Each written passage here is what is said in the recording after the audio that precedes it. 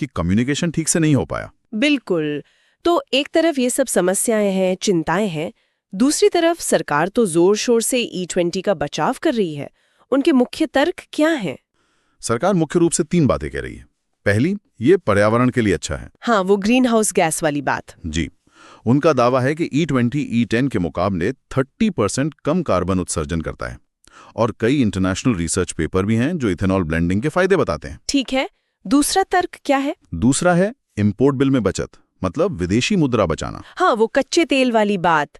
कितनी बचत हुई है, कुछ अंदाजा है? बताया जा रहा है कि इथेनॉल मिलाने की वजह से भारत ने लगभग 19.3 मिलियन टन कच्चे तेल का आयात कम किया है। 19.3 मिलियन टन?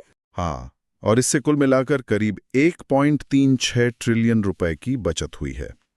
तो विदेशी निर्भरता कम हुई, पैसा बचा, ये दूसरा बड़ा तर्क है। और तीसरा?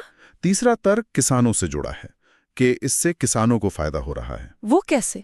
क्योंकि इथेनॉल बनता है गन्ना, मकई, चावल जैसी फसलों से, तो जो कंपनियां इथेनॉल बनाती हैं वो ये फसलें किसानों से खरीदती हैं।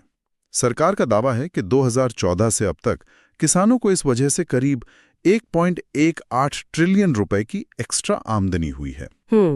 1.18 ट्रिलियन किसानों को? जी, तो ये 3 मुख्य स्तंभ हैं सरकार के तर्क के: पर्यावरण, विदेशी मुद्रा बचत और किसानों की आय। सैद्धांतिक तौर पर देखें तो ये तीनों ही बातें बहुत महत्वपूर्ण लगती हैं, देश हित में लगती हैं। बिल्कुल, कोई भी कहेगा कि हाँ, ये तो अच्छे लक्ष्य हैं, लेकिन यहीं से आलोचना शुरू होती है। कहाँ से? सवाल ये उठता है कि क्या इन फायदों का लाभ वाकई आम आदमी तक पहुंच रहा है? और जिस तरीके से इसे लागू किया गया, क्या वो तरीका सही था, न्यायसंगत था? सही बात है।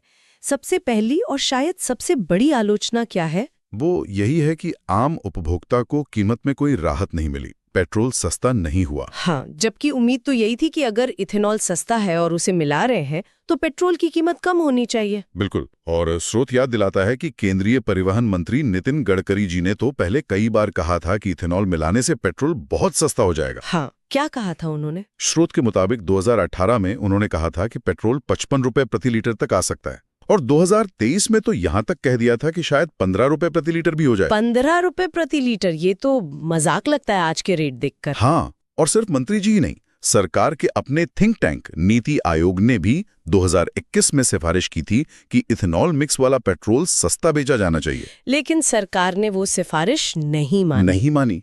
कीमतें कम नहीं हुई तो उपभोक्ता को माइलेज का नुकसान भी झेलना पड़ रहा है और कीमत भी वही देनी पड़ रही है। ये तो डबल मार हो गई। दूसरी आलोचना क्या है? दूसरी बड़ी आलोचना है इसे लागू करने की जल्दबाजी।